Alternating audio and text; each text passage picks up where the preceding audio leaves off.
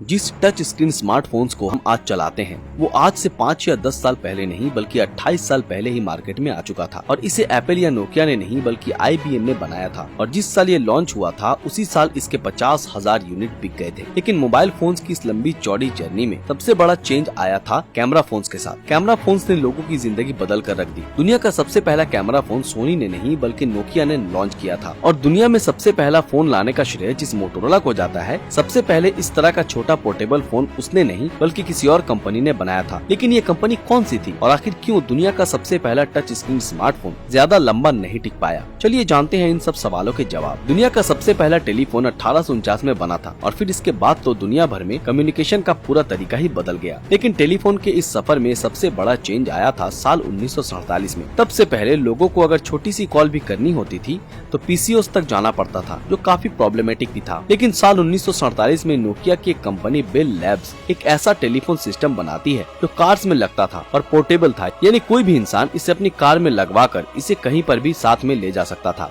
Labs का ये telephone बहुत ज्यादा पॉपुलर हुआ। लेकिन इस टेलीफोन की सबसे बड़ी खामी ये थी कि एक तो इसकी मशीन बहुत बड़ी होती थी और दूसरा कि इसका डायल घुमाने में बहुत ज्यादा टाइम लगता था, जिस कारण इसे प्रॉपर पोर्टेबल टेलीफोन नहीं माना गया। लेकिन नोकिया के इसी सेल्यूलर फोन के कॉन्सेप्ट के कारण मोटोरोला के इंजीनियर मार्टिन कूपर को एक प्रॉपर सेल्यूलर फोन बनाने का आइडिया आया और उन्होंने द डायनाटेक 8000X बनाया। लेकिन जब 1973 में ये फोन बनकर तैयार हुआ तब ये बहुत ज्यादा भारी भरकम और पकड़ने में मुश्किल था। इसलिए इसके ठीक 10 साल बाद 743 करोड़ रुपए खर्च कर मोटोरोला ने डायनाटेक नाम का एक नया फोन मार्केट में उतारा। ये फोन सिर्फ 10 इंच लंबा और 790 ग्राम वजनी था, जिस कारण इसे हाथ में पकड़ना काफी इजी था। लेकिन इस फोन की सबसे बड़ी खामी ये थी कि इस फोन को 10 घंटे चार्ज करने के बाद भी ये सिर्फ 35 मिनट ही चलता था और इसकी मेमोरी भी बहुत कम थी। इसमें सिर्फ एक साथ 30 कॉन्टैक्ट ही सेव किए जा सकते थे। फिर भी इतनी कम बैटरी और मेमोरी के बाद भी उस वक्त के लोगों को इस फोन के लिए 3 लाख रुपए देने पड़ते थे, जो कि आज के वक्त में 7 लाख होते हैं। ये बात 1983 की थी, इसलिए उस वक्त के लोग सिर्फ एक फोन के चक्कर में इतने पैसे खर्च करने को भी तैयार थे। हालांकि मोटोरोला जानता था कि बहुत लंबे वक्त तक लोग इतने भारी भरकम फोन को नहीं उठाने वाले हैं। इसलिए इस फोन के ठीक 6 साल बाद 1989 में मोटोरोला दुनिया का सबसे पहला फ्लिप फोन का आविष्कार करता है। माइक्रोटेक 9800X के नाम से जाना जाने वाला ये फोन एक वॉकी टॉकी की तरह दिखता था। मोटोरोला के फ्लिप फोन के कुछ समय बाद ही नोकिया अपना खुद का एक नया फोन लॉन्च करता है। ये फोन कहीं पर भी साथ में ले जाया जा सकता था और इसे जेब में या फिर हाथों में भी आसानी से रखा जा सकता था। सस्ते फोन्स के कारण नोकिया की पॉपुलैरिटी बहुत तेजी से बढ़ रही थी और इसी पॉपुलैरिटी को देखकर घबराए हुए मोटोरोला ने स्टारटेक लॉन्च किया। ये फोन जबरदस्त हिट हुआ और मोटोरोला ने इसके 60 मिलियन यूनिट बेचे। इस फोन ने लोगों को काफी अट्रैक्ट किया। लेकिन अब तक मार्केट में जितने भी फोन थे सब के सब ब्लैक एंड व्हाइट थे। पर साल 1998 में सीमेंस S10 लॉन्च होता है। ये दुनिया का पहला कलरफुल डिस्प्ले वाला फोन था और 2001 से 2003 के बीच ऐसे ऐसे फोन्स आए जिनमें ब्लूटूथ से लेकर ईमेल तक सारे फंक्शंस थे। अब इन सब फंक्शंस के आने के बाद मोबाइल फोन हिस्ट्री का सबसे इम्पोर्टेंट चेंज आता है साल 2000 में,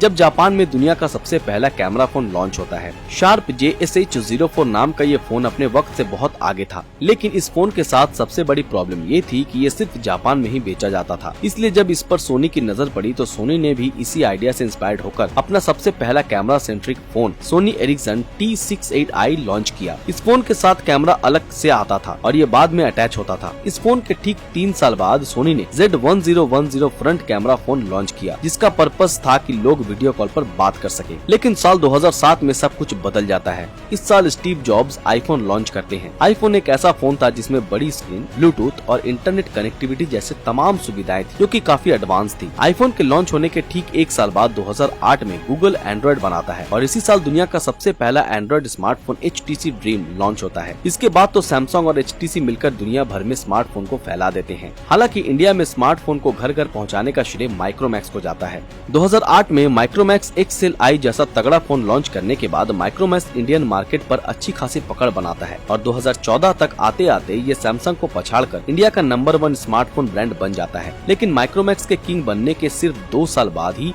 जियो लॉन्च होती है और माइक्रोमैक्स खुद को इतने तेज नेटवर्क के लिए बदल नहीं पाता, जिस कारण देखते ही देखते इंडिया का ये नंबर 1 ब्रांड मार्केट से आउट हो जाता है और ओप्पो, वीवो और Xiaomi जैसे चाइनीज ब्रांड इंडिया में अपनी पकड़ मजबूत कर लेते हैं। लेकिन माइक्रोमैक्स के अलावा नोकिया और मोटोरोला भी ऐसे ही ब्रांड है जो वक्त के साथ खुद को नहीं बदल पाए। और पीछे छूट गए। जब पूरी दुनिया एंड्रॉइड की तरफ जा रही थी तब नोकिया और मोटोरोला ने एंड्रॉइड नहीं अपनाया, जिस कारण लोगों ने इन्हें अपनाने से इनकार कर दिया और ये दोनों पीछे छूट गए। एक समय इन दोनों कंपनीज ने लगभग पूरी दुनिया के मोबाइल मार्केट पर कब्जा कर रखा था, लेकिन कमर्शियलाइजेशन नहीं होने के कारण ये कंपनीज कंपटीशन को टक्कर नहीं दे पाई। इस समय जहां पर सैमसंग और एप्पल एडवर्टाइजमेंट पर बहुत ज्यादा ध्यान दे रहे थे, वहीं ये दोनों कंपनीज इस मामले में कुछ भी नहीं कर रही थी। सैमसंग ने जब S6 लॉन्च किया तब उसने इसका एडवर्टाइजमेंट इस तरह से किया कि उस वक्त के टॉप 3 स्मार्टफोन्स में शामिल हो गया। वीवो और ओप्पो जैसी चाइनीज कंपनीज ने भी इस बात का पूरा ध्यान रखा, जिस कारण साल 2017 में ओप्पो और वीवो ने सिर्फ इंडिया में अपनी मार्केटिंग के लिए 2200 करोड़ रुपए खर्च किए। ये चाइनीज स्मार्टफोन कंपनीज आज न सिर्फ इंडिया में मार्केट लीडर है, बल्कि ये वर्ल्ड वाइड भी स्मार्टफोन मार्केट में टॉप पर है। ये कंपनीज अपने यूजर्स को एकदम टॉप नॉच हार्डवेयर और सॉफ्टवेयर का एक्सपीरियंस देने की कोशिश करती है, लेकिन वहीं नोकिया, मोटोरोला और सोनी ने एक्सपेरिमेंट्स के लिए ना कह दिया, जिस कारण लोगों ने इन्हें ना कह दिया। पिछले साल जब पैंडेमिक की वजह से कोई भी इंडस्ट्री ठीक से काम नहीं कर पा रही थी, तब भी इस स्मार्टफोन कंपनीज ने अपनी एडवर्टाइजमेंट के लिए 1200 करोड़ रुपए खर्च किए।